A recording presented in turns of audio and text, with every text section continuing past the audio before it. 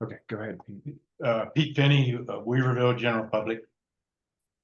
Jim Spear, co-facilitator for the collaborative. Great. So that's everybody in the room. I'm going to go to the big board. Laura. Hi, everyone. Laura Broadhead. I'm an assistant field manager for the BLM in the Reading field office.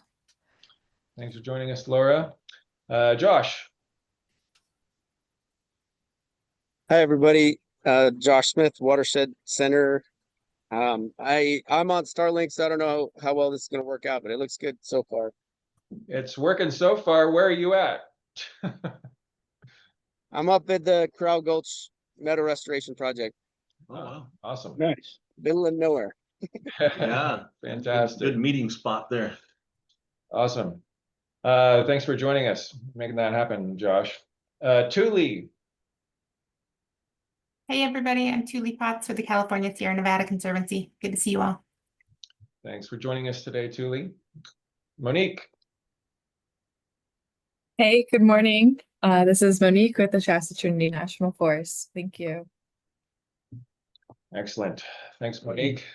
Jim Dees. Good morning. This is Jim Dees. I'm with the Forest Service in Mad River, manage recreation here. Thanks again for joining us, Jim. Jennifer Mata. Uh-oh. I see your lips moving, but no sound. Uh-oh. All right, Jennifer Mata with the BLM. If you get that fixed, we'll let us know, okay, Jennifer? And then we got Bob Doucette. Hey all, Bob Doucette with Shasta Trinity National Forest. Awesome. Thanks for joining us, Bob. I believe that's everybody, unless I missed anybody. Looks like I got everybody. I'll go ahead and hand over to Jim. Okay, thank you, Kelly. Good morning, everyone. Good to see you. So we're gonna start off with agenda check. Anybody have any changes you need to make or time-sensitive matters? Anything we need to move around to accommodate anyone this morning? Not seeing any, so we'll go with what we got. Collective memory minutes, anything, anybody have issues with minutes from our last meeting in July? We will note that the minutes from that meeting are going to be a little bit spottier than usual because we were having fairly extreme dropouts in the latter half of that meeting. So my apologies for that. That's why change of venue today. Okay. Moving on. So we do have one follow-up item. There was a fair amount of discussion at our last meeting regarding the Trinity Center boat ramp and associated parking fees. I know Carol was the principal spokesperson on this one, and we had hoped that maybe Tara was going to do some research. Have you heard anything, Carol? No. Maybe prior to the meeting, or okay, maybe someone else has. Tara's downriver today. She had a Burton Ranch public meeting down there, Okay. so she had to skip out. Sorry about that. Kind of covering for her, but that being said, I don't have any. Oh, okay. So, I'm still getting complaints about people getting tickets and all that stuff. And so, Pete and I have a suggestion, and maybe you can pass on to Tara and Ben, which is that, they combine the marina concession with the boat ramp parking concession. So you kind of eliminate a lot of this confusion, like, Sure. because the marina, they charge you to, park your boat, but then if you want to just use the boat ramp, you got to pay a separate fee. And like I said, people are getting tickets if they're parking on the county right away. It's just kind of really pissing people off. So it would seem like if you had the one person, one group responsible versus two groups. It'd be a lot easier to figure out, okay, how can we fix all this? So can we pass that along to the, For sure, yeah. This is, I think, one of those things where, in hindsight, it's like, well, of course. Because I mean, you can't have two entities managing the same thing and charging separately, so we gotta figure that out, and so, yeah, this one we'll have to okay, figure out how to make that happen. But it is a contract, so it could get wonky and weird, but it's obviously identified as help us an issue, we can do with it. okay, thank you. Okay, any other comments, questions on that one? Very good. Moving on, all right, Josh. You are center stage. Do we still have you, Josh? I see your head. It's not moving. Not moving. Oh, there we go. You hear us? No volume, no. Can't hear you, Josh. Is it my turn? Sorry. Oh, yep, it is your turn, Josh. You're up. Nice. Yep. Thanks, you guys. I'll try to go through this whole thing. So I'm very excited that Thule's here today too. So we are the Watershed Center is going to submit a proposal to the Sierra Nevada Conservancy for recreation Trinity River watershed. So their area where we can work with them is only upstream of the dams within that watershed. And we have a bunch of ideas on paper right now, and we're trying to figure out which of those are going to stick based on budgets and how much is available from the Sierra Nevada Conservancy. So we're looking for support from everybody to see if we can partner with folks to do more, seeing if there are ideas that we haven't thought of, stuff like that. So are you guys hearing me okay? Yes. Yep. Awesome. Amazing. All right. So the main, yeah, so this will be not an implementation proposal. It'll be an assessment and kind of developing a recreation plan. And there are kind of big components, three different parts. So there's the Upper Trinity Headwaters area. We've talked to Joe Rodarm, the ranger, and Jen Womack up on the Shasta McLeod unit that they manage the very Upper Trinity up by Mount Eddy, that area. So they were most interested in us kind of doing a recreation assessment of what's there in terms of a lot of the new acquisition properties. There's many sections of land that have changed hands, and a bunch of that has gone to the Forest Service recently. And so partly they were hoping that we could do some work to help them understand what the resources are, what people are using, and what changes need to happen. So that would be kind of one geographic area of the assessment. Another would be Trinity Alps itself. So it would be kind of doing a bit of an assessment of working with Mike McFadden, Aaron McBride and company on putting down on paper kind of a plan for maintenance of trails as part of it, looking at trailheads, whether or not they might need bathrooms or parking lot upgrades, that kind of thing. And then just kind of looking at overall sustainable use of the wilderness area. And then the third zone would be kind of around Trinity Lake. And we hadn't really thought of that initially, but it seemed to be, when we've been talking to people, it seems to be the thing that's most important to the community and to the collaborative group here and whatnot. So it would be a bit of an assessment of existing facilities around the lake and seeing what might need upgrades. For example, some people had said that maybe upgrading some of the campgrounds so that they could fit bigger trailers would be something people would be interested in, for example. So those are the three kind of geographic areas that we'd be looking at. There, the other part about the lake is the lake trail that we've been working on for a while. We were hoping to if there's enough money available to maybe do some NEPA and finishing off that trail. There's a certain amount of layout that's been done, a certain amount that's been okayed by current NEPA, or is it currently underway, but there's sections that would be nice to include that haven't been included in that NEPA. And so maybe there's a chance we can use this to get NEPA done to get that trail to being ready to go.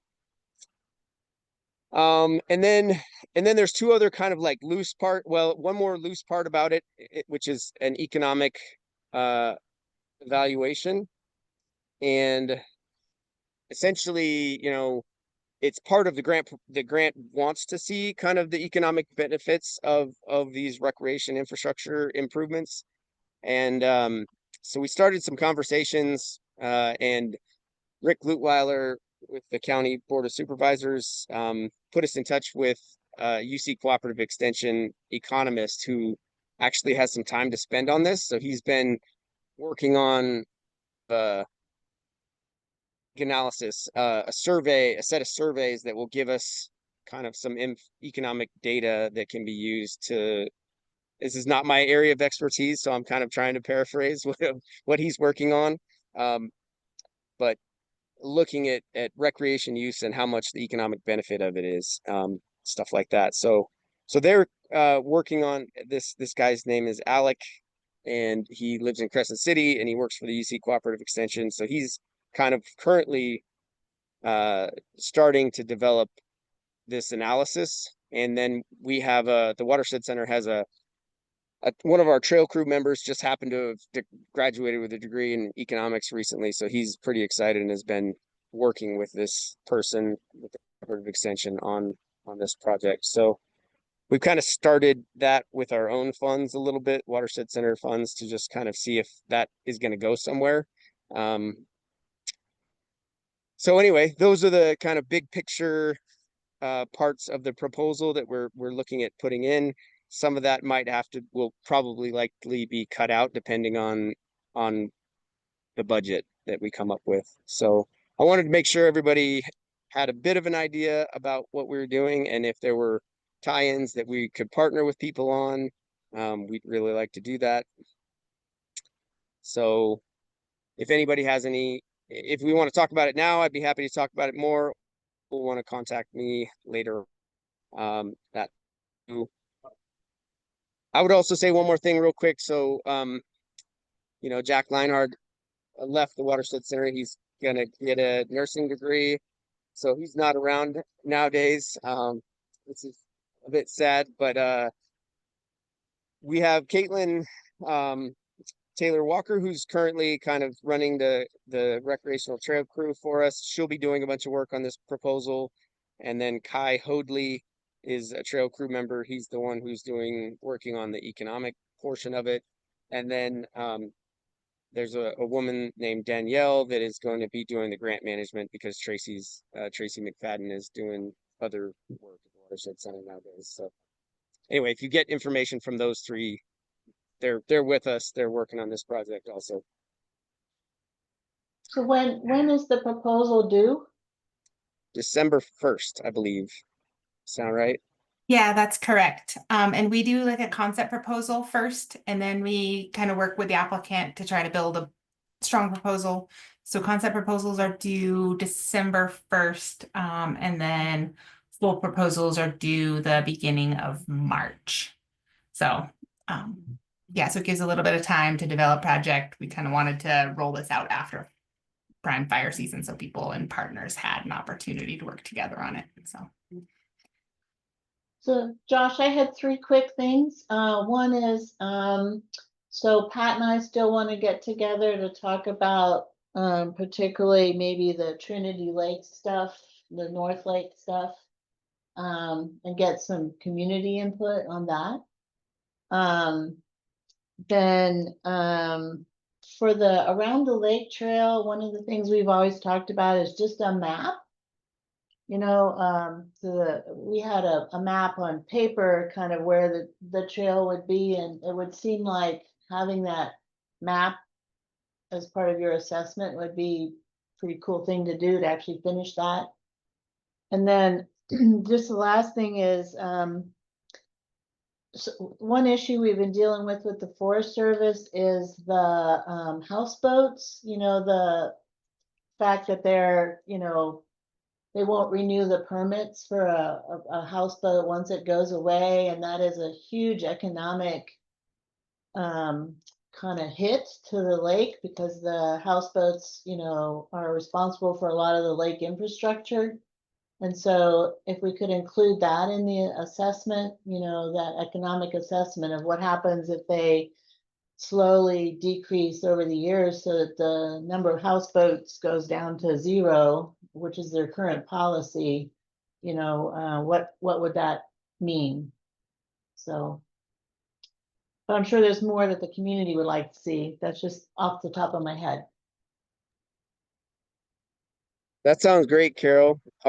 If at all possible, I think we'll have notes on this, so it'll be okay. But if you feel like emailing me to remind me, that would be amazing. Because I will. Susan, go ahead. Are the surveys that they're working on, are they going to include, the population that lives around the lake and, the communities in Trinity County that use the lake areas? yeah, we should talk with this. I mean, anybody who's interested in this, we can have further discussions. Right now, his focus has been on trails specifically, and I don't know exactly where that started or why that is, but that's how it started. So if we want to expand that, we should talk to him some more. So this is a good concrete thing that we could talk to him about, and see if he's willing and able to do it. Okay. All right, well, thanks, Josh, for all that info. We have another question here, Pete. Josh Peakmany, Weaverville resident, wanted to highlight the issues. There's at least a half a dozen lakes up there in that upper Trinity watershed that were when Southern Pacific Railroad owned that property up there, those odd numbered sections, that was open to the public. And then as the ownership changed, gates went in and prohibited people from getting closer to those lakes. There's several of them, the roads drive almost right up to them, and a short hike into them. So for whatever it's worth, I'd really suggest that we need to look at getting those back open for the public.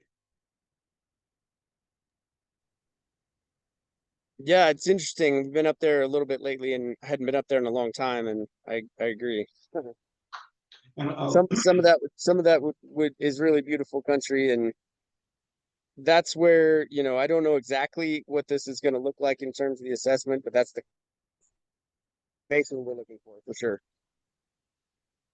So some of the stuff we've talked about is signing needs and getting those roads that you're talking about identified so that people know that they're there. And then there's a lot of traditional dispersed camping on those lakes and areas that we don't want to disrupt that. And something that I'm concerned with, and I've been talking with our team, is there's a lot of OHV use in the area that obviously people love it, and we don't want to take that away as part of this swap. And so we're going to try to figure out how we can fit that into the OHV maps and the gravel ground and bike people and dual sport bikes and stuff like that is what some of the data that we're hoping to get through this spring, this work that Josh's team's going to be doing. As I recall too, this time of year especially, there's a lot of hunting that happens in the upper Trinity watershed as well, if I'm not mistaken. But the signage indicates that's not allowed now. On private lands or just on or all the new acquisition. Mhm. There's a large sign just off Highway 3 that sits in there, and there's already been some blockages going on with big large boulder placements where people have camped over the years. And I mean, and other than that large 4x8 sign up there, it's a lot of new information to people that have been enjoying that area for 50, 60 years. So This proposal is not, Josh, this proposal is not limited to, and maybe Thule knows the answer to this. It's not limited to private lands, is it? No, it's all lands, so it can be private, public. Um, we've been focusing primarily on the Forest Service, but there's no reason why it can't go onto private as well. The question is, you know, which of the private landowners would be willing to allow recreation on their lands? And so I know that's something that, you know, the Watershed Center has acquired some of those parcels ourselves, and so we have not spent enough time trying to figure out what we can and can't do, or that kind of thing. That's not been the primary focus yet, but at some point it will be. I don't know if that answers the question. Yeah, it does. I was gonna say, we know somebody that recently acquired a whole heck of a lot of land up there that's probably Yeah, gonna be, you know, managed in a different fashion than we've seen in the past, so. yeah, and better questions for Nick for sure. I'm not totally up to speed on a lot of that stuff, so but yeah, absolutely. And I think there is a lot of private land with you know, various landowners that I think, you know, some of them might be willing, you know, been spending a bit more time up there and meeting people, and some of them aren't totally averse to having people on their land either. So it's kind of I don't know. We'll have to look into that a little bit more. All right, any other questions for Just Josh or Just Julie? quickly, I think one of the challenges with this proposal is like, given the landscape and the needs for assessment, it will work closely with Josh and the team just to kind of define a path forward. One of our challenges here is this is a small pot of money, and so we are limiting proposal asks to $500,000. So, and yeah, just working with the team, we want to make sure that we get some useful outcomes. So yeah, we'll have to balance that scope with outcomes and what that looks like for everybody. I know there's a lot of needs, and kind of how we look at it from S&C's perspective is as an initial investment, and it won't solve all the problems or address all the needs, but if we can start moving in a direction for some of those needs and then make future investments, hopefully that would be ideal. So grateful Well, yeah. for everybody. Thule, I'll say that for us that have been, you know, involved in recreation in Trinity County for a long time, 500,000 is no small feat. No, So That's it. You guys are awesome. You guys do a lot with little, so thank you. Yeah. thank you And- for the opportunity. Of And the other course, part yeah. of that that's I think important for everybody to know is that we have a lot of work up there for the Forest Service over the next several years. So we will be looking at large meadow restoration projects, large fuels projects in that area. So our specialists are already going to be out doing surveys in this zone for a lot of it. So there's a lot of matching funding that'll come out of that, I think, where a lot of survey work in the same zones that we're talking have stuff prepped. So anyway, just to say that there is a lot of investment going in up there right now from multiple angles. Very good. Well, again, thanks, Josh and Julie, for your good information here. Let's see if we got any final comments, questions for them before we move on. Not appearing like we have any, so. I do. Oh, okay, Laura. It's go ahead. not necessarily about this proposal, but you kind of listed off your kind of rec people nowadays, now that Jack is gone. Are those, we were talking about Ewing Reservoir, for example, the other day, like is like Caitlin or Kai, are they like good contacts? I guess we would like to have some sort of rec contact with your group, Josh. So if you could send us someone that we could email and just get kind of statuses from and help out where we can, kind of thing. I think I froze up for a second, but Okay. Caitlin is the so she could help with anything that's needed. Okay. All right. Yeah, you're kind of breaking up, but I hear Caitlin's the person, so I'll pass that along to our folks. Okay, I think we'll call that a wrap on that. Thank you all again very much. Good information. So Laura, or is it Jennifer? Who's gonna give the BLM? Can you guys hear me now? Is it Yeah. working? There we go. Very Hear good. you, Thank you, Jennifer. Jennifer. Apparently you have to change your speaker and your microphone in Zoom. You can't just There we go. So I'll defer to Laura if she wants to go ahead and start, and I can add in after if there's anything left to say. Yeah, we don't have all that much. Kind of staffing wise, we are kind of in the same place, which is to say we're down a park ranger. So that's a third of our capacity gone. So we have, 2 non-motorized people left. And one maintenance person. So it's feeling very slim.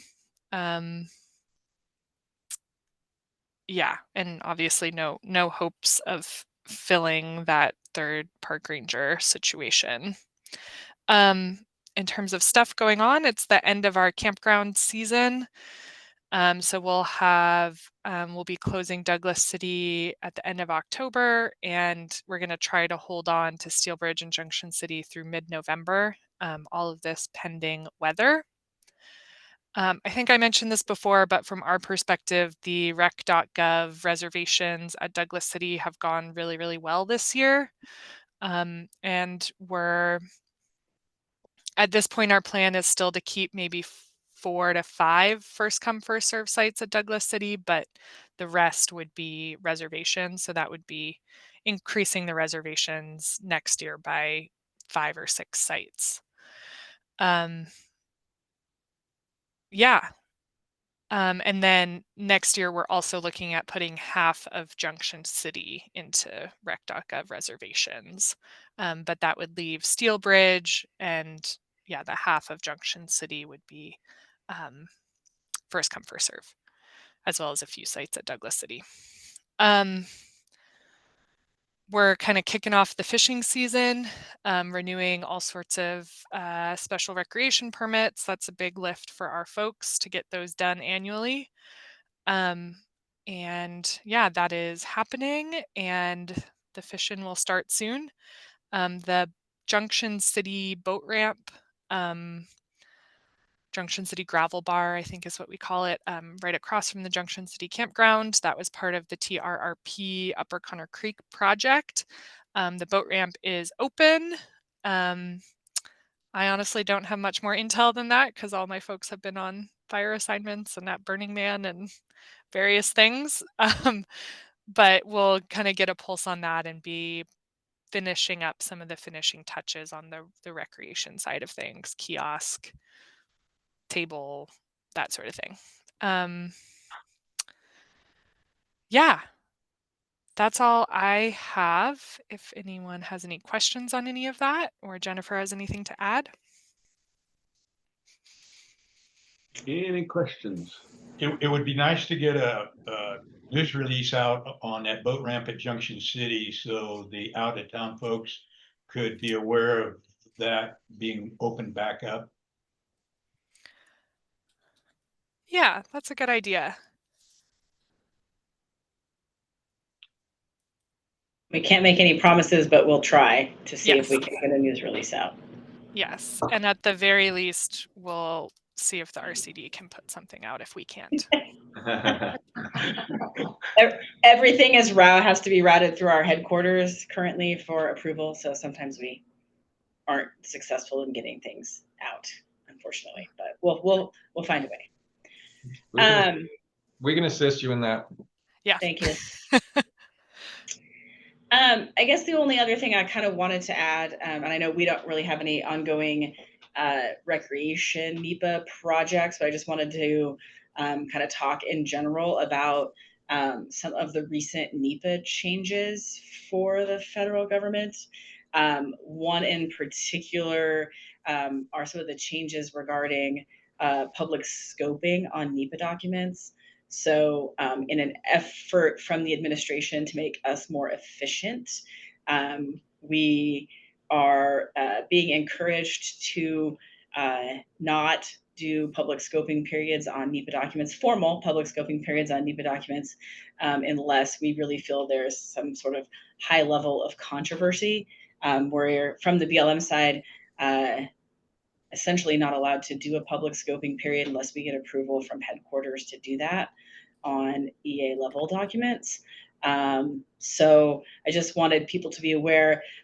We will still be working with our partners in any kind of way possible to get the word out that we're working on projects, but you may not see, at least from the BLM perspective, very many formal public scoping periods like people are used to. So we'll still be putting letters out to let people know we're working on things and soliciting feedback through like the Trinity Collaborative or this recreation subgroup, but not kind of the formal scoping periods that you're used to seeing where we send letters out and say you have 30 days to kind of comment on the document, or original like scoping where we want just general ideas on the project. So just wanted to let people know that's coming. Laura, I don't know if you have anything Yeah, else just to be say. clear, it's scoping periods and comment periods. So we won't be doing either of those.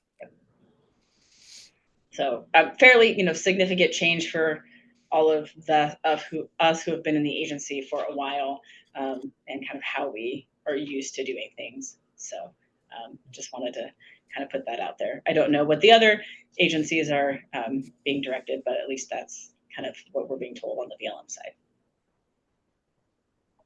Well, thank you, Jennifer. Laura, any other questions for either one of them?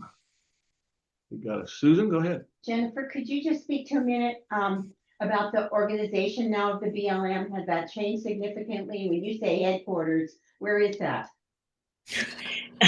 It is still in for the BLM. It is still in currently. It is still in Washington. So we do have some headquarters employees in Grand Junction, Colorado, but we also have a subset that were moved back to DC and are still there. Is that coming in a change? I don't know. My guess is potentially, but we have not seen anything formal that's directing the kind of complete movement of our Washington office back to Colorado. But yeah, that's where we're still at. So kind of split between Grand Junction, where we moved to under the first Trump administration.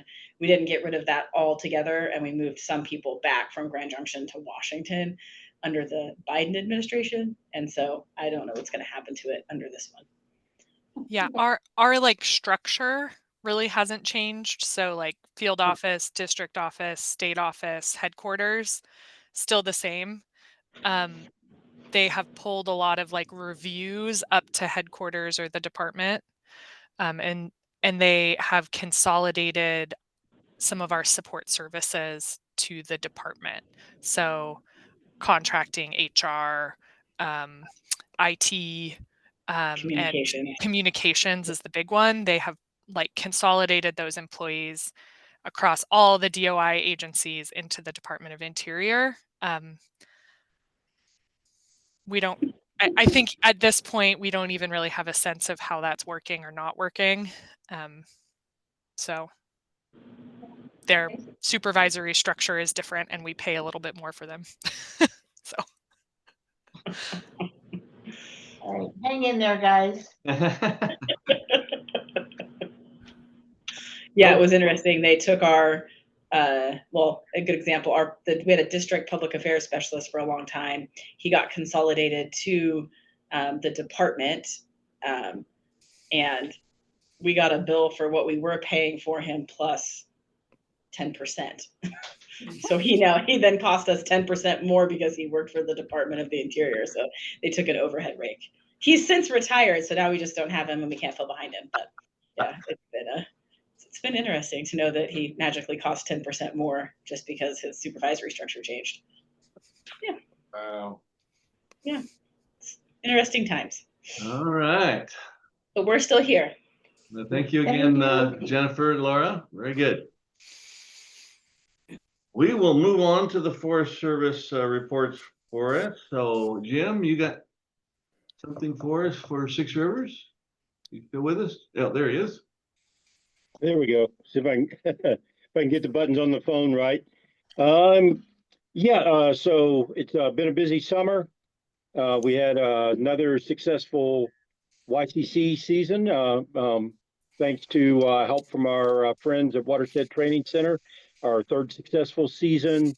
6 kids, lots of great projects, wood duck boxes, trail maintenance, campground maintenance, helping to protect our endangered Lassix lupin, and doing surveys of northwest pond turtles. So a really good season, and once again, incident-free and a perfect safety record, so we're very happy. We do not currently have funding for next year. We managed this year using leftover funds from last year. So program's up in the air a little bit for 26, but we'll see what happens over the winter. And our next big project we're turning to now is our annual Ruth Lake cleanup for National Public Lands Day. That will be on Saturday, the 27th. We partner with Ruth Lake Community Services District and Humboldt Bay Municipal Water District and Van Dusen Elementary School. The school will provide a cookout lunch, and we've got t-shirts, and we'll show up with lots of trash bags and gloves and litter picker-uppers, and we'll have zone captains who lead people around to different parts of the lake shore. We'll also have the marina taking people out on their pontoon boats to help get some of the stuff that's easier to access from the water side. And last 2 years, we've cleaned up over 2 tons of trash, so we're looking forward to hopefully another good event this year. That's most of what's going on in our world. All right, Jim, thank you very much. Any questions for Jim? No, impressive. Yeah, very good. Jim, when you were referring to the funding, was that that was basically kind of wrapping up this year? Were you specifically talking about the YCC cruise, funding for the YCC cruise? Yeah. Yes. Okay, Yes. because I think that through the Watershed Center, that's funded by RAC typically, but RAC's not functional right now, so we don't know when that's going to come back. Yep. We'd had funding from RAC for our first year. Then for our second year, we got some money from the Forest Service, but the flavor of money they got us could not be used to directly pay salaries. It could be used for projects. And so the workaround was we put the money into an agreement with Watershed Training Center and then let them pay the kids. So they were our white knights that saved the program, and that money we managed to stretch it for 2 seasons, but it's pretty much gone now. There's not enough left to fund another year. Great, thank you. All right, anything else for Jim? All right, thank you, Jim, very much. Appreciate it. Good info. All right, up next, we've got Shasta Trinity. Mike, you're gonna lead that discussion? Sure. Been fairly out of touch, been gone pretty much doing fire stuff since the 1st of July. And so is a lot of our team. That being said, we had a lot of things on autopilot, and our partners have been, tremendous helping us out with things. Currently, we have our backcountry crew is on their last week in the woods, and then they'll be popping out and spending a week doing front country stuff out of the barn. But they're going to continue to do trail work. The packers have been able to do a lot of trail work, but also get all the water quality measuring stuff, the snow survey stuff packed in, and to include a 5x5 85-pound snow measuring pillow, which was quite a feat to see that packed on poor old Ivan's back, but he's a good boy and he took it in. So what's a snow measuring pillow? It's a bladder that's filled with antifreeze, and the more weight that's pushed on it, and then they can automatically determine the snow water quality, depth, and yeah. It's voodoo science that I don't understand, but that's kind of the gist of it. Gotcha. So they were able to get that done. The develop rec crew has been plugging away, staying on top of the downriver runs and things like that. We've had to invade Clark Springs for the fire camp situation with the peak fire, and various other places we poked in and out of. But all that seems to be wrapping up with this weather that we've been getting, which is good. yeah, that's kind of the gist of it. Any questions? If I can try to answer them. All right, thanks, Mike. Any questions for Mike?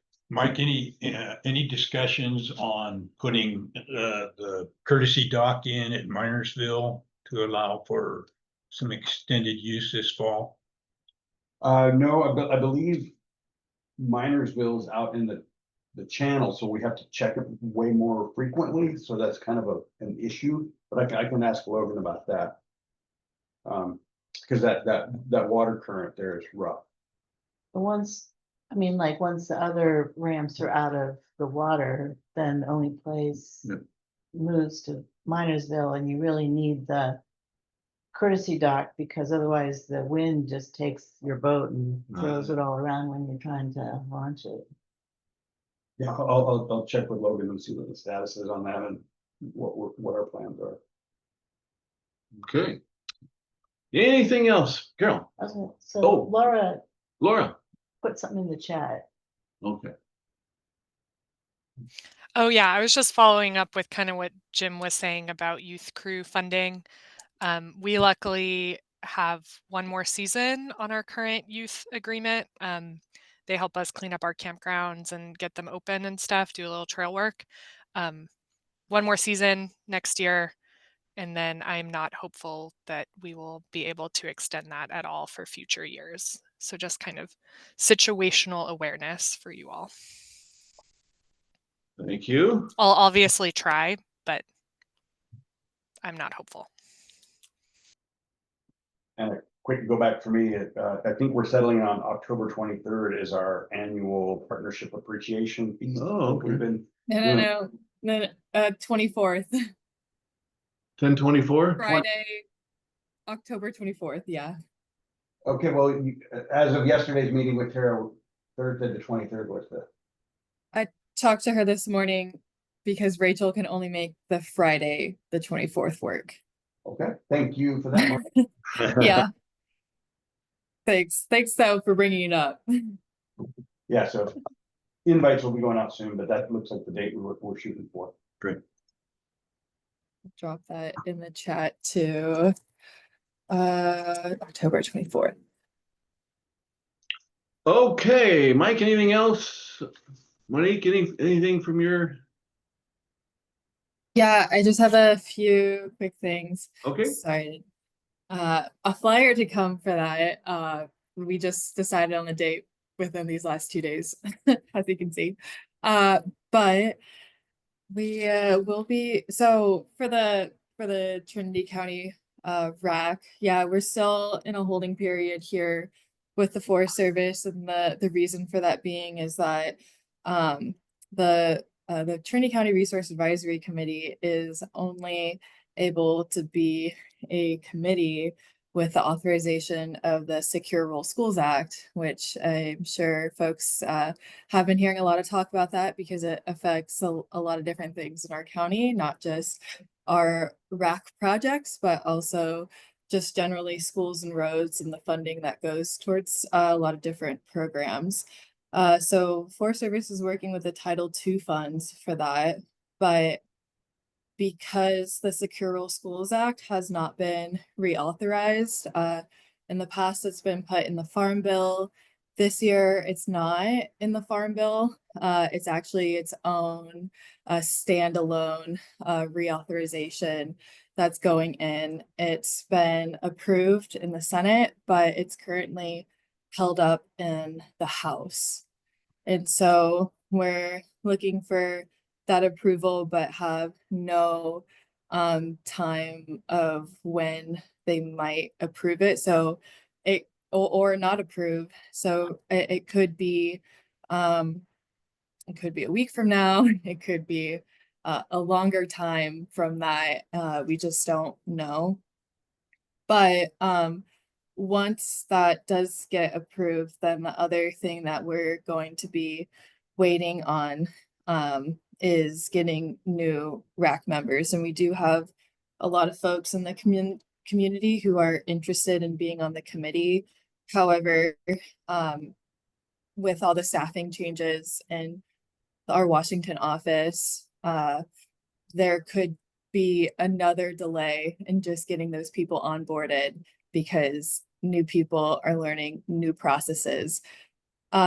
Not to say there aren't a lot of people who are now very familiar with the process on the Forest Service side, who will be doing everything that we can to make sure that our racks are still active when we have the authority to do so. But then the other thing is that I did get an update from Marcus Nova, just really briefly on the Minersville boat ramp. Because I know it's usually on this agenda, but it's not on there right now. It is. Oh, It's it on is. next. Oh, it's so should I could just give a quick brief on that unless Mike, you were Go for it. planning. Yeah, you spooked me Okay. there for a minute. I'm sorry. Usually I'm used to it going before. Go for it. Yep. Sorry about that. So I just talked to Marcus Nova. He's the new project manager for the Minersville boat ramp. And he let me know that they have their 60% plans, but it's currently getting reviewed with the Department of Boating and Waterways. They too have lost an engineer.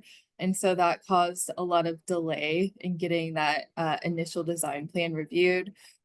But somebody named Joe Dux, their project manager, is taking the lead on moving that forward and getting it reviewed. So it should be in the next few weeks that their review is finished. And once it's finished, they'll go over to Marcus Nova and one of our civil engineers, Fred Perrin, who will then complete their review and approve or not approve or send it back for any revisions. We also lost Stephen Fromm, who was our lead engineer with the Forest Service. He has taken a new position with a different forest and one of those opportunities to do a reassignment. And the other thing is that's kind of the update that I have. So Monique, at Yeah. the July meeting, Tara said that DBOW was gonna provide comments within 2 weeks. So what you're saying is 2 months later, we're still at the same point where DBOW hasn't given you guys their comments yet? Yeah, and I just talked to Tara about that whole situation this morning. But yes, it should have been reviewed quicker. And the other side of that from Tara, not from Marcus, was that I guess something happened where the plans were sent to the wrong address. And so Tara had somebody hand deliver the plans. That's what she said in July. Oh, okay. Then from Marcus, then I sounded like they just DBOW lost their engineer and they were the person that usually reviews it. And that was the issue past that. Okay, and what's the name of the new engineer? Joe, what's his name? Joe Dux. And I think so it's spelled D-U-X. Dux. Oh. Oh darn, because Dux D-U-C-K-S works a lot better for DBOW. Oh, maybe Marcus. Sorry. Okay. Oh no, you were making a joke. Sorry.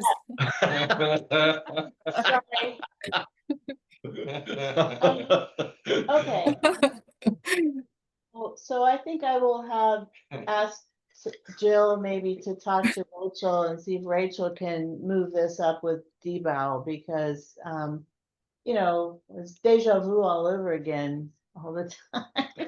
Yeah, it seems like it's taking constant, Carol. We thought. When it comes to Minersville, yeah. Sorry. Okay, that helps a lot. Thank you. Yeah, thank you, Monique. Anything else? Yeah, no problem. And then so parking is still an issue with that one. So they're just gonna cross that bridge when there's the opportunity to bring up that issue with the parking with DBOW. So just that's still an uphill battle, but that's all. Okay, Yeah, well, that's why it's sad that Steve Fromm left, because as an engineer, he, at the public meeting, he really got it. You know, he understood what the concern was and what the public was telling him. So I'm kind of bummed that he's not going to be there anymore. 'Cause we're going to have to ambush a new engineer at a public meeting kind of thing. Yeah. Yep. Okay. Yeah. Thank you. All right, thank you, Monique. Any questions for Monique or Mike before we? Does Bob have any? Oh, yeah, any- Bob, you Any set? reports out? Does Bob have anything to share with us? Hey, folks, I think the only thing from my end is that, we're similar situation with BLM in terms of communications, but the good news is it is starting to loosen up a little bit. So if there are things that we want to get out, things that you would like us to share, it's not the long drawn out process that it was for much of the year. It's starting to go a lot quicker. So everything else I think was pretty well summed up by my teammates from the Shasta T. Okay, I do have one question. And this is kind of more globally for whoever can possibly answer this for the forest. We have a follow-up for next week's collaborative, like full meeting, that has to do with the fact that the North Trinity Lake Risk Reduction Project hasn't really been something that we can have gotten reports out from the NRA on.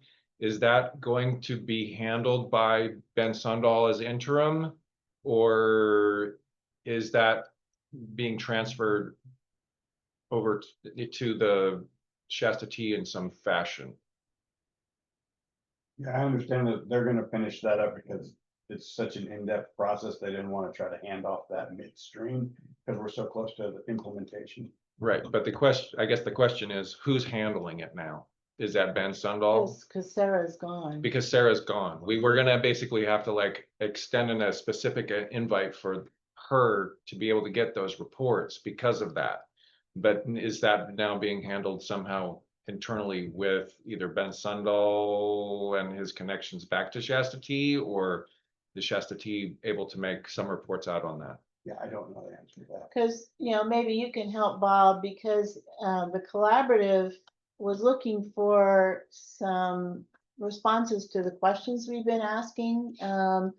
We keep hearing it's going to be implemented next year, but we haven't had an opportunity to hear the responses to the scoping comments, or see if there is a revised prescription or revised geographic area. There was just a lot of questions the collaborative has had, and there hasn't been anybody available from the Forest Service, from Shasta T, to answer any of those questions at our meetings. So that's what Kelly was tasked with, finding someone from the Forest Service to give us an update on all that stuff for the North Trinity Highway 3 project.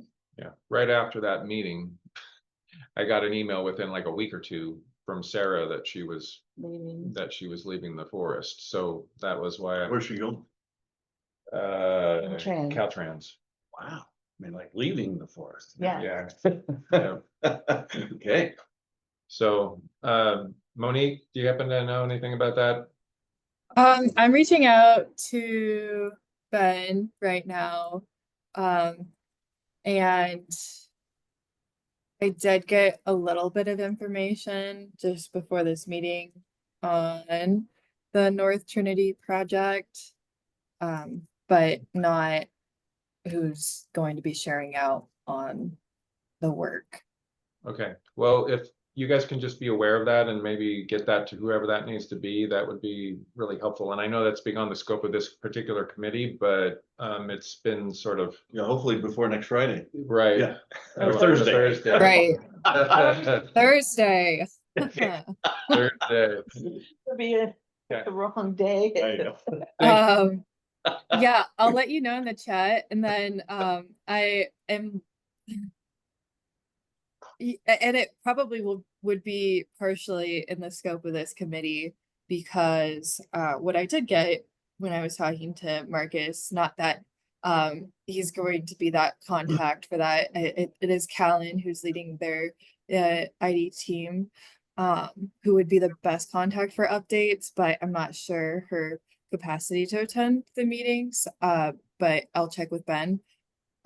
What I did hear is that the trail and special uses components of the original North Trinity Community Risk Reduction Project, because of our NEPA regulation changes that came about recently, which I haven't had the chance to dive into really.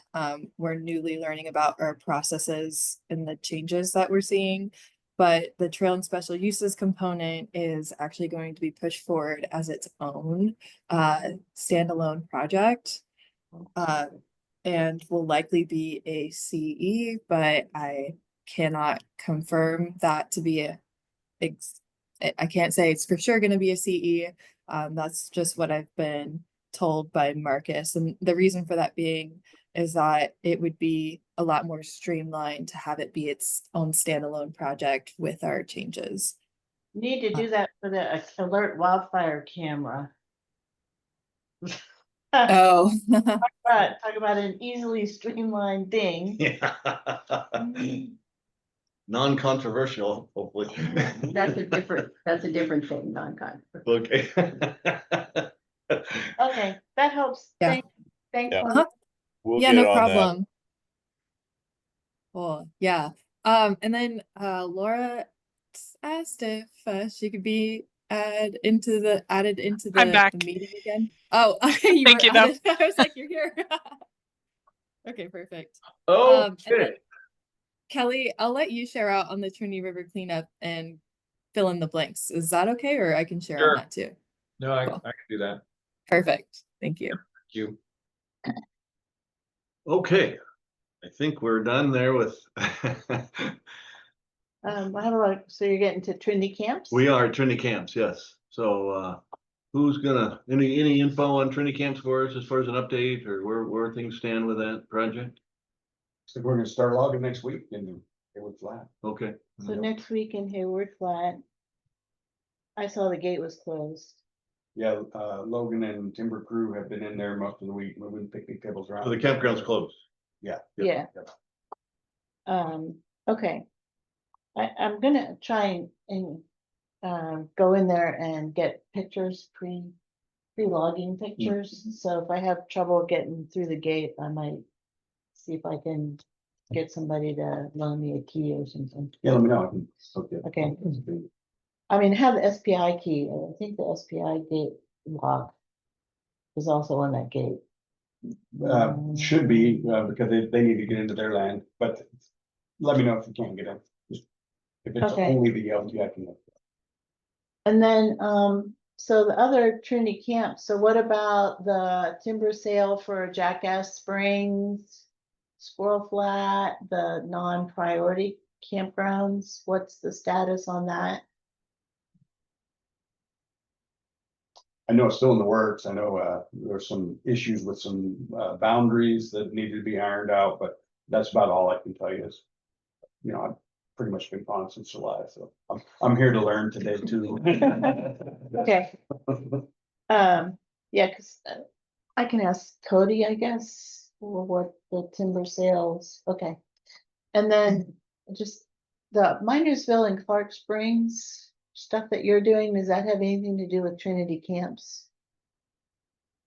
I saw the ad in the paper. We flew, are you talking about Ridgeville? No, you were looking for a contractor to do fuel reduction in Minersville and Clark Springs, Oh, those two okay. campgrounds? Oh, specifically. Yeah, that's part of our CAL FIRE agreement. That basically is covering some of the service work within the Trinity Camps project.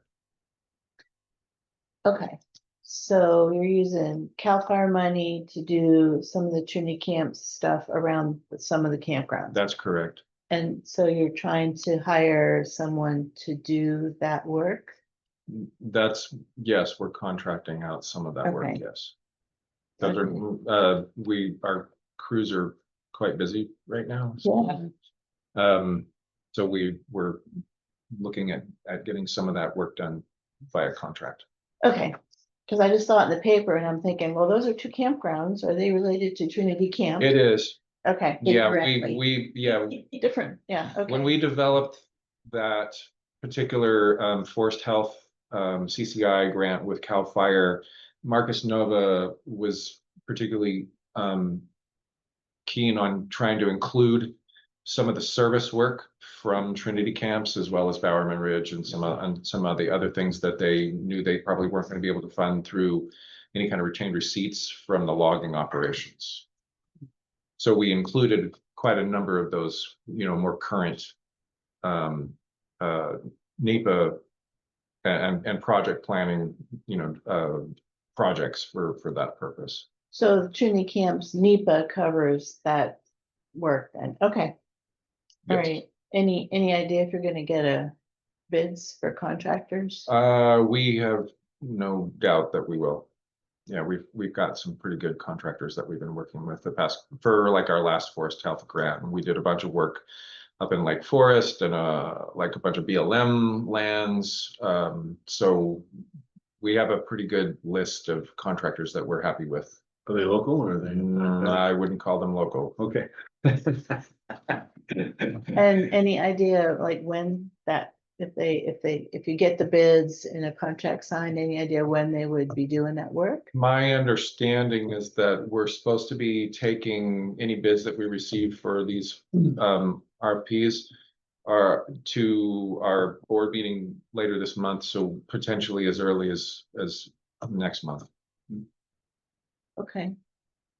All right, But we've also been coordinating a bunch with the forest because the logging operations, we have specific units that we can operate within that are the logging operations need to happen first before we do the actual well, that's fuel what I'm reduction. wondering, because Minersville and Clark Springs, I don't think those are, I think that's why those ones are moving forward. because those are the ones that were, so the four priorities, Tannery, Alpine View, Minersville was one of them. And then Hayward, those are the ones where they weren't gonna log those until we saw what happened at Hayward Flat, so. I don't remember. I don't have information to answer your question because I don't know which ones are which. And I know that we had to put a hold on some of the more recent RFPs. I don't think it's all of them, but I think a few of them had to be put on hold and retracted because of the fact that logging has to go operations first. happened first. Right. Because they picked the four most used campgrounds and said, don't do logging in those until we see what happens at Hayward Flat. Right. And so those are the four most used, so. Yeah. I'm curious about Minersville. Okay, So I don't know what the extent of that retraction is. I don't know if it's the entirety or if it's only parts of that. but the plan is the logging happens first and then you go back. And I'm Cal sure that would be Fire, reflected in the minutes somewhere, right? Yeah, yeah. Because those discussions have happened. Yeah, yeah. in some, prior meetings, and I'm sure that's pretty well laid out in the minutes somewhere. So, I just don't recall what meeting it and the was. logging would happen before the fuel reduction. Right. Correct. Okay. Yep. All right. It's a lot messier if you do it the other way around. Yeah, yeah. Oh, yeah. I'll have to go back and get the notes. Yeah. Okay. Yeah. All right, anything else on Trinity camps? Not seeing any, okay. Any Bowerman barn updates for us? Anybody know if it made it through grants and agreements yet to hire the engineer? Yeah, it went through contracting and in our new review processes, they said that this one is not a priority for being completed this year and that it's going to be moved into fiscal year 2026, unfortunately.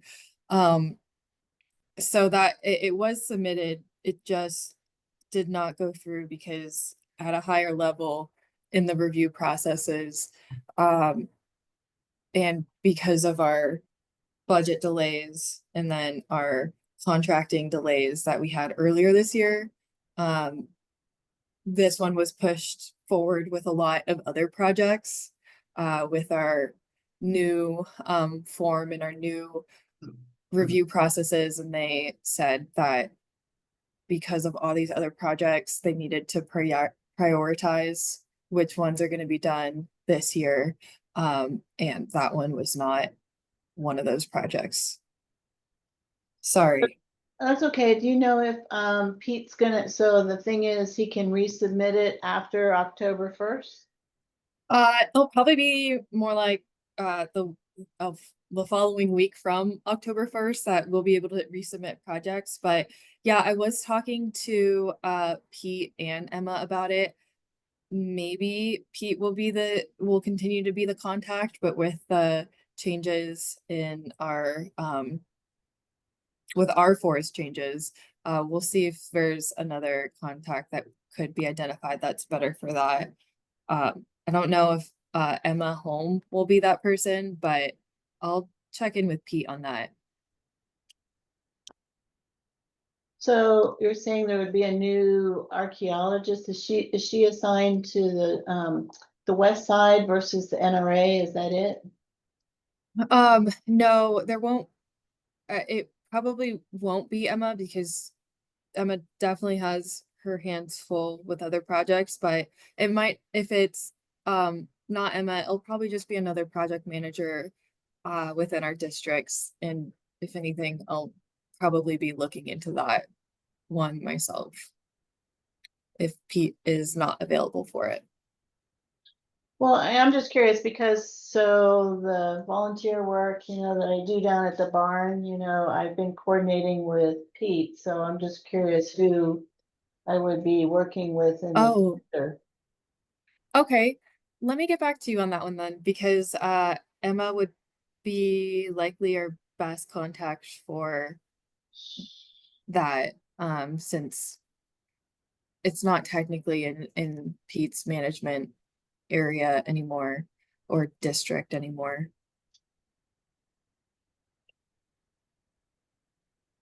Okay, thanks. All right. Yeah. I'll just pick on Mike. Anything else on Bowerman? Mules are there Okay, getting apples nice. Clean up for everybody. from my tree. Yes, I'm like, okay, fine, I brought you apples. We are moving on to partner updates. Anything on North Lake Trails? Nope. Okay. I know Amanda joined us. Do you have a report for us, Amanda? Hey, everybody. Sure. Happy to report. I think it's been a while since I've been able to join you guys. Summertime is just nuts. So the July meeting is kind of like, sorry, everybody, but just a busy time. So we do have a lot of great news to report. And I think the last time we were able to check in with you all, we were unclear what we were going to accomplish. When we all kind of had that federal funding pause and weren't sure what was going on. We had a couple of things happening at the same time that just contributed to some factors that we decided to scale back because we're not very big and weren't sure if we could weather a big storm. So we did scale back some things. There was another grant that didn't have anything to do with federal funding that primarily supports our youth trips. So unfortunately, that was some of our programs that we cut back a lot more of. And then we had some annual grants that we usually get every year, like from the National Forest Foundation. Those were the ones that were like the big mystery of, okay, well, we get this every year, but who knows what's going to happen this year? And we also had a pending grant with American Trails and all kinds of stuff. So we sort of plan according and assuming we're going to get these funds, and we weren't sure at this time. So I think that's kind of the last time I talked to everybody. And We managed to pull off quite a bit considering, so federal funding did still come through, even though, you know, it was like what would take 3 days to go through grants and agreements took something like 7 weeks or something at the time. And I'm sure that was just because everyone was laid off and there was no one in the office to accept our invoices. But otherwise, things kind of finally got back into the rhythm, as you guys are all sure and aware of too. But we did write some, you know, 11th hour grants for some more youth trips. So we did pull off 3 teen internships this last summer. Those have just become like, for all of the staff here and everyone involved, has become like just the most amazing, incredible, rewarding experiences. And it's like, if there's a lot of great things that we do, but I feel like if Ascend had to choose one thing to put all their attention onto, these teen internships have been incredible. And we are literally seeing immediately these teens making choices based on these experiences, like what they're choosing to study in college or the jobs that they're going into the very next season or something. So it's pretty awesome. We had our usual teen stewardship trip trail work up at Boulder Lakes area. That group logged 75 logs, which was a record, even more than our adult stewardship trips. So we're super proud of them. They worked so hard, and half of them were returnees. So some of these teens have come back again and again, and just like, I feel like our groups are just getting amazing, and a well-oiled machine almost on that one.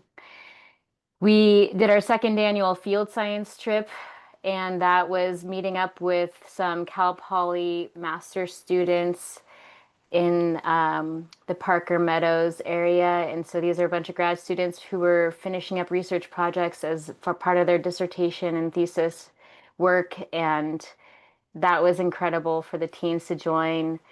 And then we had a Wilderness Career Pathways trip, which is our newest one. It was an experiment this year. And just so you all know, in this group, we want to continue this. So if there's anybody that wants to join these trips, it was sort of a sampling, and it was neat to just meet up with one professional or another doing what they do in wilderness. So they met up with Dustin, who is doing wilderness patrol. And so we did some of that stewardship work with him. Katie and Justin, I think is his name. They packed in with the mules for a day, and they brought him some cold sodas and a cooler, which was a total novelty in the wilderness. So that was a afternoon that they spent with the packers, and that was just really generous of their time, and we're very grateful. Katie's really loves that kind of stuff. So, and our guides did some wilderness first aid scenarios and kind of just taught them, you know, our usual stuff, but a little more immersive, just so they got a sense of more of that kind of deeper training that we do as guides, if they, you know, just outdoor recreation leadership skills.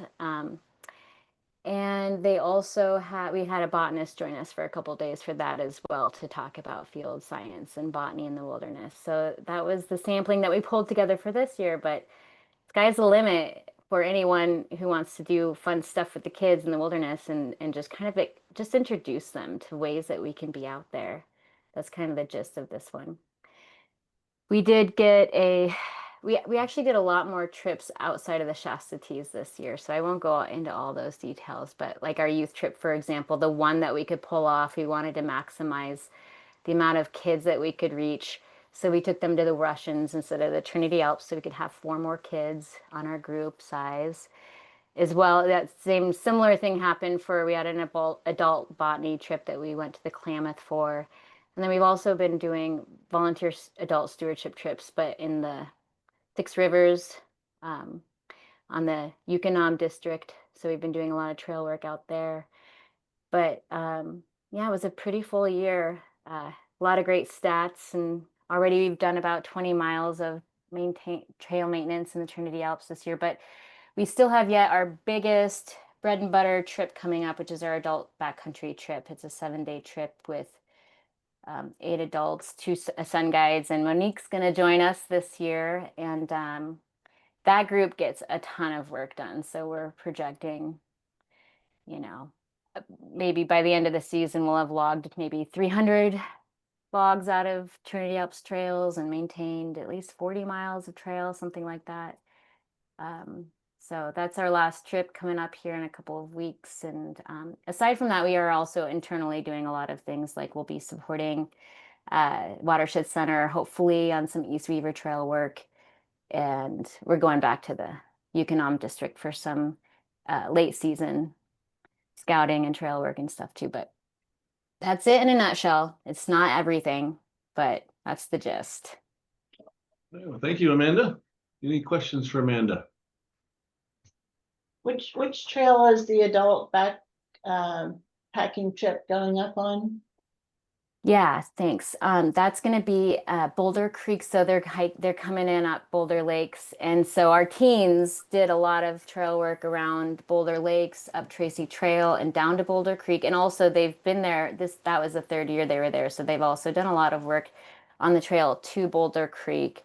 So this session, our adults are going to pick up where they left off, which is at Boulder Creek, and work their way up towards Foster. So and that was a heavily impacted area. So Right. yeah, we'll be hopefully, I don't know, it's just kind of like a never ending project, as you all know. But hoping to get some of that trail redefined and logged out and all that good stuff. Cool. Thanks. Very nice. I have a quick question about RAC, just because I haven't had a chance to touch base with any of you guys. Just if there's any updates. I might have missed it earlier in the meeting. Sorry for my tardiness, but yeah, curious about that, how it's going. Yeah, I did give an update. I'll brief it really quick. Thanks. So the Secure Rural Schools Act reauthorization is passed with the Senate and has moved to the House for their approval. Until we get that approval, really can't do anything, because that's where we get authorization to implement new projects, to get Title II funds, that then the Resource Advisory Committee can recommend projects to the Forest Service for implementation. And while we're waiting on that approval, there's still, after we get that approval, then that's when we'll be able to move all of our pending folks who were interested in being a part of the committee previously that we weren't able to move forward. But once we get that approval, then we can move those folks forward to go through their vetting and nomination process. But that is all paused at the moment until we get that reauthorization. I'm Great, sorry. thanks. I mean, no, Not- actually, that's good. It sounds like things are progressing. I think they're moving forward. Yeah. Okay, that's great. That's actually good news. Yeah. Yeah. All right, thank you. We'll keep you updated. All right. Thanks again, Amanda, for your excellent report. Sounds like lots of good stuff happening. Anything else? Any other questions for Amanda? Okay. Moving on here, Trinity Trails. Anybody have anything to report for Trinity Trails? Okay. Watershed Research Training Center. Do we have anybody? Nope. Nope. No, not anymore. We did get a report from Josh, yeah. Okay. Sierra Nevada Conservancy. So yeah. Tuli, you have something for us? No substantial updates beyond the recreation funding that's available. And as mentioned last time, we are tentatively planning our June board meeting next year in Trinity County. So tentatively June 3rd and 4th. Unfortunately, our board meeting this month had to be canceled because of the Garnet fire. We were supposed to meet in the footprint of the Garnet fire. So the board was not able to act on approving those dates. So that'll be on our December board meeting for approval. And I can report out after that as to, yeah, confirming those dates for being in Trinity County. Looking forward to having our staff and board in your guys' region. Very good. Thank you very much. All right, Kelly, you're up. As Monique alluded to, I think since our last meeting, we actually had both of our Trinity River cleanups. One was on the 19th of July, which was largely on BLM lands from, I think, the Lewiston Bridge down to Bucktail. Very successful day. There was, I think we had something like 36 volunteers that particular day. And several, I think, I can't remember the specific stats, but I know it was several hundred pounds of trash removed on that little stretch. And then just this past Sunday on the 7th of September, we did Junction City to Pigeon Point, and they removed half a ton of trash out of the river, including box springs and a mattress and a bunch of other stuff that ended up in the river somehow. We had some really gracious, again, that had something like 40 people have volunteered for that particular day. And we had very graciously 6 Rivers volunteered, both the boats and personnel to run the boats for that particular day. And then there was a big barbecue at the end of the day, which, thanks to Monique, went off very well, apparently, as I've heard. But that was a bigger, longer stretch, and I know that some of the folks that were on that, I think they were expecting it to be something like 9 to 1, and ended up being like 9 to 4. So it was a big day. So pretty excited to have, the opportunity to fill up our dump trailer with a lot of trash that came right out of the river. Let's see. We're putting together a proposal. We're spearheading a proposal for the Wildlife Conservation Board that will be sort of geared towards work in the Weaver Basin wetlands, and I know Mike is somewhat involved in this, but also the trail segment that goes from the wetlands all the way where there's a little bit more discussion about trying to get the trail connected all the way up to Leafong Park, which involves, getting through some private lands on the north side of Weaver Creek. So it's kind of in its initial concept phases. I don't know if you have had many conversations with Skylar or anybody else on staff about that. Anissa, a little bit, and yeah. Okay. Yeah, we're ready to help out with layout and design more probably. Cool. Is this, Kelly, we got an email about on kind of the West Weaver Creek area. That's Is that correct. connected to this? Yes, that's correct. Okay. So is this the same as kind of the proposal study, whatever we want to call it, that Jack and the Watershed Center, I think it was Jack, did for part of that West Weaver Creek River project? No, this will be, I don't know if they're taking in that information, but it's separate from that. Okay, but it's the same area, right? It's the same area. I mean, those trails kind of, the trail on the south end that goes from where the confluence of East Weaver Creek and West Weaver Creek come together at Mill Street. I think it's for implementation money that's going in. I think it's more closely aligned with what the UROC's doing in that particular area. Right, that's what I'm talking about. Yeah, so someone put together as part of that UROC Norelma plan project. There was a recreation appendix or something.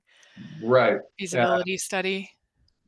Right. I don't know how the Watershed Center is tied in with that. I think it's mostly being handled by the UROC, but that is the same area. Okay, I'll send you what I'm talking about. Someone spent some time out there thinking about the feasibility of putting in Yeah, it was on our agenda. a trail. A couple of meetings ago. Right. I don't know that we ever actually got a report back. Oh, maybe. Yeah. I don't think we ever got the final.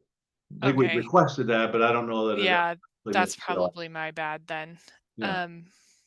Okay, yeah, I'll send that. Put that together, yeah. Yeah, because the UROC project there went out for public comment, and there's an appendix, a recreation appendix, where they did a feasibility kind of.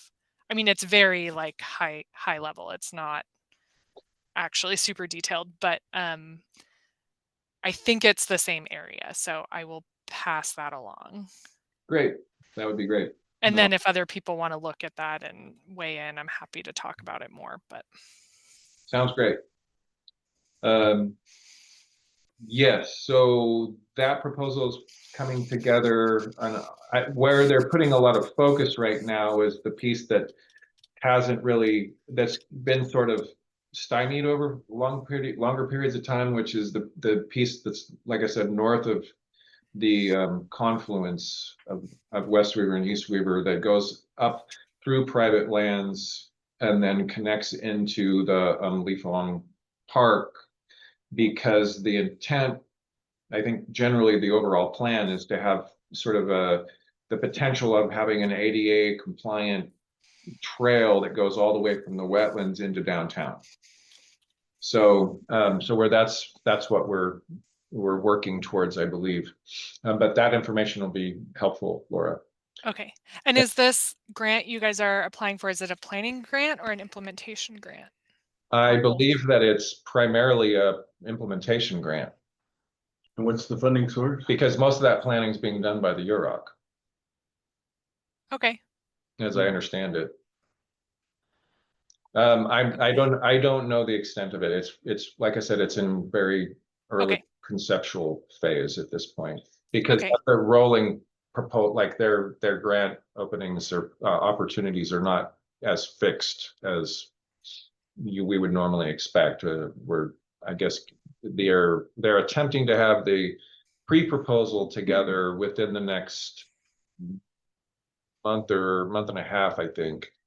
I think it's to be submitted in October, and then they'll probably move that forward. Everything seems positive with WCB on that, so we'll see where that goes. Okay, yeah, we should talk about it more before that goes in.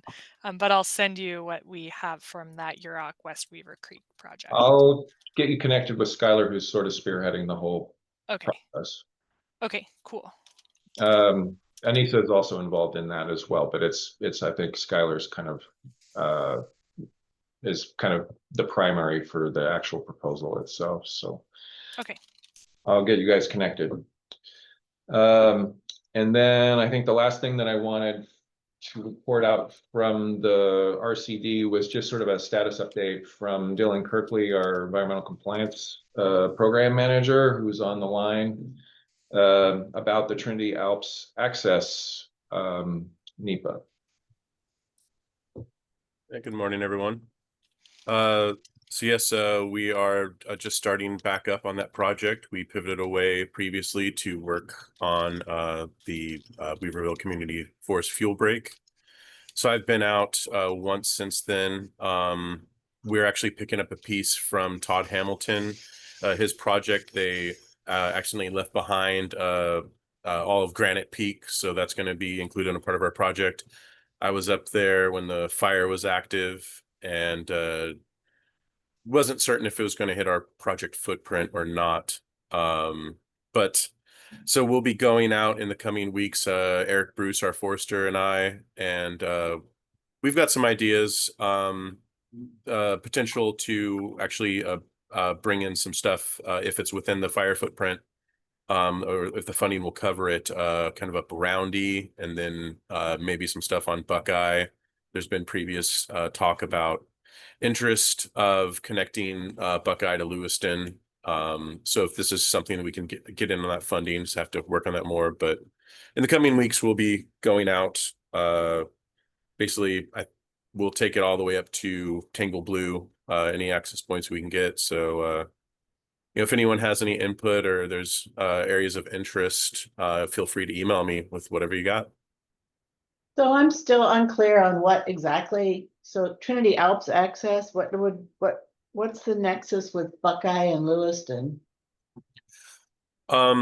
I can't say that there is any at this point. It's just since it's an access project, you know, if we can rope these things in with the funding, that it is something that we'll pursue. But if not, then you know it'll just be the Alps itself. But it's just more of I believe what Kelly was telling me the other day is that it's a fire footprint is where the funding is based. So I just have to look into that a little more. We don't have a lot of time on the project yet due to being pulled off of it earlier this year. So what is the goal of this project? To provide access to the Trinity Alps in case of, you know, you need it in case of a fire? It's to provide additional fuel breaks based on those particular access roads, as well as improvement to those roads. Okay, so granted, And you know, logical kind of connectivity with other fuel, like ridge fuel breaks and things like that, shaded fuel breaks. okay, because you know, I keep asking about this and I'm still really confused, like how it fits in, because you know, Trinity Center has our fuel management plan where Ken Baldwin identified a bunch of roads we wanted to reopen as fuel breaks and stuff, and I'm just not getting any feeling that any of that is being incorporated. So I guess I just need to come down and talk to you, get maps and all that good stuff. Yeah, so like Granite Peak, what road would you be, because that was pretty much The one across from Minersville. Yes. Rainier Road. All right, well, Forest Service is already as part of the fire masticating along there and everything and opening that up. So as part of the fire response. And then Tara said they were gonna leave a lot of it, so that might be done already. Yeah. Well, this is something that Todd Hamilton asked me to add to the project previous to the fire. So if that's changed things, you know, we'll of course adapt to that. But currently, the plan is to include that as part of our project footprint. But that's already, I mean, the Rainier Road, Mule Creek, all that, that's in the North Trinity County's community. Not Rainier. Yeah, it is. Not near, we're not looking at Rainier. We're looking at the specific roads that go to trailheads to the Alps. Okay. Because Rainier Road is in. Granite, Well, but we're no- talking about is the one across from Minersville, that road. Mm. The Oh, Granite Minersville. Trail. Oh, yeah. Oh, okay. Okay. Granite Peak. Clark Springs is the Rainier Road. Mhm. Okay. Mule Creek. We're not looking at Right. that. This Yeah. doesn't, Right. that doesn't have any level of Right. access to the Alps. Well, I'm just really confused about what, you know, Trinity Alps access, is it, yeah, Lewiston, I don't get it, so I'll just come talk to you guys. The Lewiston thing is something that basically Todd Hamilton had thrown out a number of specific areas that they had considered for Trinity, or for the Highway 3 project. But they decided against because of how far afield that is. This is relatively new information, I think, so this isn't, again, conceptual. It's really, really early in the planning, so we're considering whether or not those areas would be in alignment with what the project goals are. Okay, so one of my suggestions is, we had a lot of trouble accessing the Lick Fire through, Hatchet Creek, and all that, because of the bridge that is out at Poison Canyon Trail. And so I'm not sure if you're looking at any of that kind of stuff. But I mean, if you're looking at how to access fires, that's something, you know, maybe you could talk to our fire department about, because that's what we've been scouting, trying to deal with all the lightning fires. So anyway, I'll come talk to you. I have my guys. That sounds great. It took them, it was a 6-hour drive to get to the lake fire from Highway 3, because they had to go all the way around through SPI to come in through the backside. Wow. You know, so because the bridge was out. So And whose responsibility is the bridge? Is that Forest Service or is it It's- SPI? Well, it's Forest Service, but SPI had put in a temporary bridge for them and then took it back out. So we could not use the Forest Service road. Okay, Anything else, Kelly? I don't know, is that it, Dylan? That's all we have at this time. We'll have more on the next update because we'll have several weeks into the actual scouting of the project, or maybe more by that time. So just jumping back into it, after pivoting away for the fuel break project. So it's all very preliminary. Maybe some visuals would be helpful next time. For the sake of access, because we know that a lot of those roads are not accessible through significant portions of the year. Our intention is to get the Weaverville Fuel Breaks project wrapped up by next June. And then we would then be focusing on this Trinity Alps access one as the follow-up to that. But we're trying to get as much of that done kind of as early as possible as we can, just because of the lack of access. So that's why we're talking about it right now, even though we're not really shooting for that, decision until probably into 27. okay. Yeah. Got it. Yeah, so I will check in with you, Carol, about ideas, and just we can meet up later once we have a little more forward into the project. Yeah, I just think, talking to Tim Ritchie and people like that are a lot more useful than talking to Todd, because Todd's kind of an NRA East Side guy. When you're trying to figure out how to actually get into the fire, the local folks are a lot more knowledgeable. That was just simply being facilitated because of the fact that we didn't want to have like any kind of duplication of efforts with regard to the Highway 3 project. Got it. Okay. So that's how he got pulled into this. Okay. Yeah, and he just left the Granite Peak portion behind and asked us to pick it up since they were just too far along in their process to go backwards. So that's probably going to be the southernmost area that we'll handle in this project. Okay. We good? Good. Okay. Any questions for Kelly, Dylan? I assume this is kind of recreation related, but I don't know if Kelly, because I heard that the date was being thrown around for the Weaverville Community Forest end of year celebration. I don't know if that's ready, but just wanted to. Yeah, thank you for reminding me. It's kind of vaguely related, but my understanding is that we're shooting for October 16th as of what I heard yesterday. So what Monique is referring to is that this is the 20th year of the Weaverville Community Forest with our partnership with BLM, which we will be making every attempt to re-up with them as far as the next 10 years. But that celebration is going to be held in the we tried to figure out a way to sort of kind of combine it with some other I think it was the farmers market or something like that, but there was too much. What we're intending to do is have music and and food and some of these other things. So we didn't want to have that be muddied up by the farmers market festivities and everything going on with that. So we pushed it out to the 16th, which is a Thursday. I don't have specific details. That's sort of in planning right now. But that is, I think, the date that we've settled on for the celebration of Weaverville Community Forest. And that was news to me as far as early as yesterday. Where would that meeting be? At the Highlands Art Meadow. Yeah. Okay. Thanks. Thank you, Monique. All right.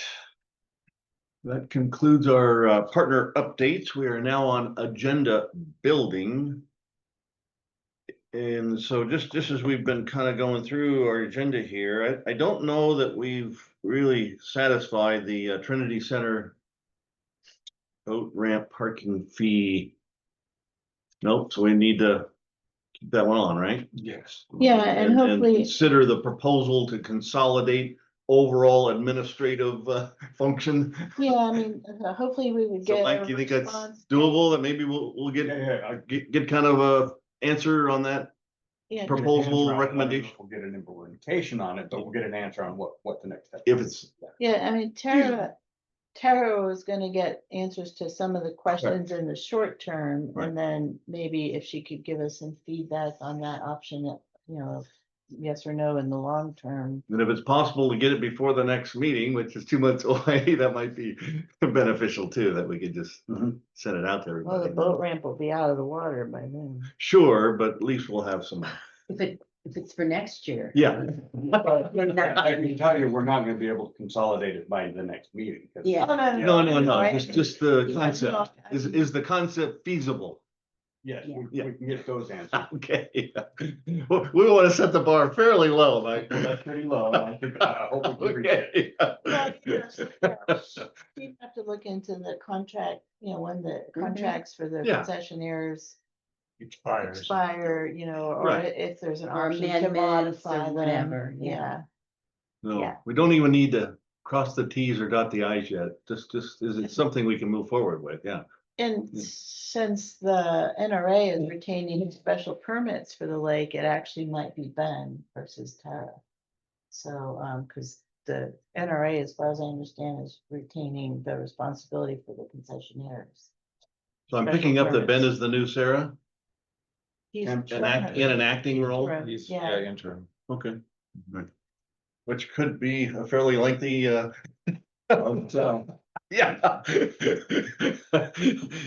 Collateral duty, as we used to call it. Collateral duty. Yeah. Yeah. So, okay. So that's, yeah, and then, yeah, I think we got Laura to commit maybe to getting that report out on that kind of feasibility study that the Watershed Center put together on trail options for the West Weaver Creek project. Yeah. We can, if by the time that we get to November, we should be pretty solid on where that proposal's headed. So I could get Skylar and Nisa to do this presentation to this group at that Cool. time. Okay, we will agendaize that. Any other agenda items that we want to highlight at this time for November? I have one other go back. Okay, go back. If you want me to do that now. Sure. The one other thing that I neglected to mention was that we were successful in acquiring a $90,000 grant from California Department of Fish and Wildlife for a cleaning Oh, for trailer mussels. for the golden mussels Wow. issue, as well as some minor other supportive funding that's going to be part of that. And now we're applying to a Bureau of Reclamation agreement. I mean, a proposal opportunity for $500,000 to get to further that process, and to support, the potential of having. Our initial ask was for like 7 of these units so that they could be at each of the, primary marina put-ins. But what, we've been hearing now, and it may be worth having more of a conversation about that with this group, is that, obviously, we're really concerned about the folks that do a lot of these bass fishing tournaments, being a primary vector for spreading this mussel. And because the mussel doesn't have a calcium requirement, as like the quagga and the zebra did, that were happening whatever it was 15 or 20 years ago, they're really concerned that with a positive now in Oroville, that we could definitely be looking at that as a potential in Trinity Lake and the lakes in Trinity County. So so we're going after BOR funding for $500,000, U.S. Fish and Wildlife opportunity for another $500,000, and a second U.S. Fish and Wildlife opportunity that's more like on the education and outreach side of things for like $100,000 to start to educate people about this problem. we're making significant strides towards both implementation of cleaning stations, equipment, training, you know, et cetera, et cetera. So I'm gonna need to be talking to Tara, potentially Ben, about how we move forward with the environmental compliance for dealing with the mitigation for the cleaning stations and things of that nature. So, but we are actively moving forward with trying to acquire funding to like take this problem on before it becomes a problem. Yeah, because I mean, periodically, and it's just, you know, Pete does too. If you look online at the CDW, whatever website that lists all the bass tournaments. I mean, all the tournaments in Trinity Lake, like next spring, you know, people coming down from Oregon and everywhere, Right. you know, Exactly. yeah, they're. So we And intend, Do you ever, are the bass fishing clubs a source of funding? How do they deal with this? No, they don't have any money. They're a good education spot though. Good What's the education. timeline on some of these funding pursuits? they're quick, like we would expect to have this funding potentially in hand before the end of the calendar year. Oh, So we could essentially be going into implementation on this, assuming that we can get environmental compliance and everything dealt with by the beginning of next season. So would you want to Well, put this on the right. agenda for November, just to give an I update? and kind of think we working? I think we should, yeah. Good, okay. Because Yep. by that time, we'll know whether we have Yeah. more of this funding in hand. we get bass fishermen in February. Yeah, right. That's what, yeah, I mean, we would hope to have acquisitions, environmental compliance, all the other bits and pieces kind of in order before then or by then. And there's no hard like regulatory date, right? That says thou shalt, you gotta get this done by, right? So this is No. just kind of a, We're working in with, anticipation that maybe some date will materialize some point. yeah, no, we're working with Amelia Flights also with fisheries at the Forest Service to you know, like to begin to address like what this is going to mean for the NRA in particular and And the do we lakes in know if general. something similar is like tracking for like Whiskey Town potentially? Or There is not much happening regionally, so part of the asks, my understanding of from Anissa Interante, who's our program project coordinator for our watershed program,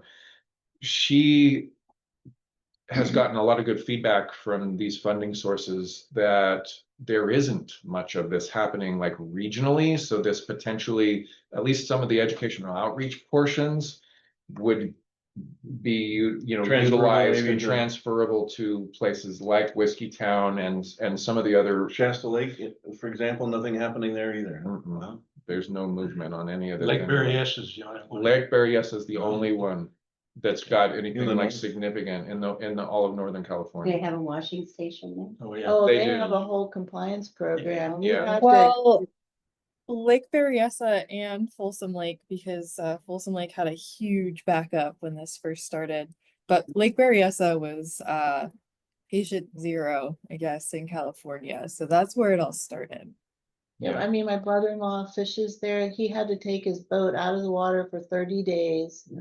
It has a lock on it after it got inspected and washed and dried and all that stuff. If he goes to any other lake, he has to go through this whole 30-day inspection thing before he can go back to Lake Berryessa again. Yeah, we And don't it's- know quite the extent of like how all this stuff is gonna end up working out, but we would end up being sort of a regional,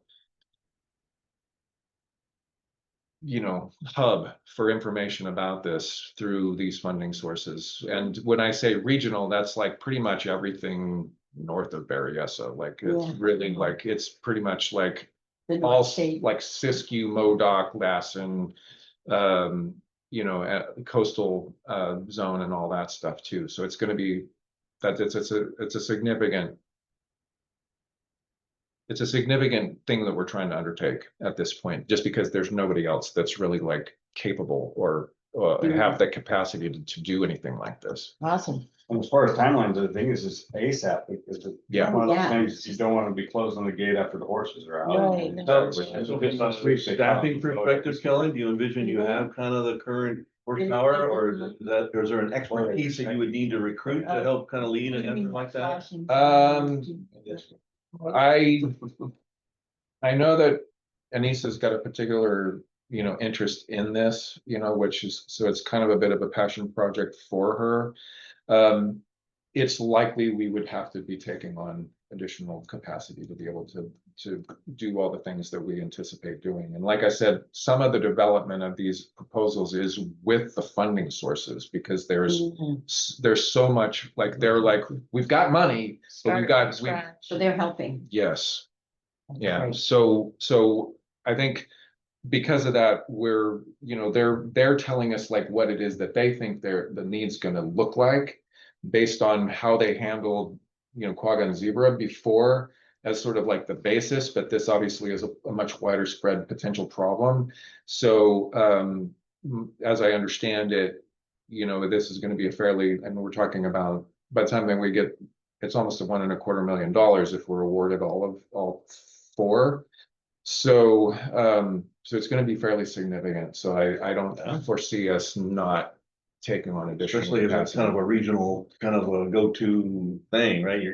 This could be a fairly time-consuming yes project. If you pull a boat into the state of Oregon, it has to be inspected. So, and they've had that in place for quite a while. Oh, wow. Yeah. Okay. Yeah. And like I said, like the last ask that we're going after is almost it's like $100,000 of almost entirely like education and outreach kind of funding that's, specific to both the coordination and getting that information out to all the lakes in the region, and appropriate entities that are handling the management of those water bodies.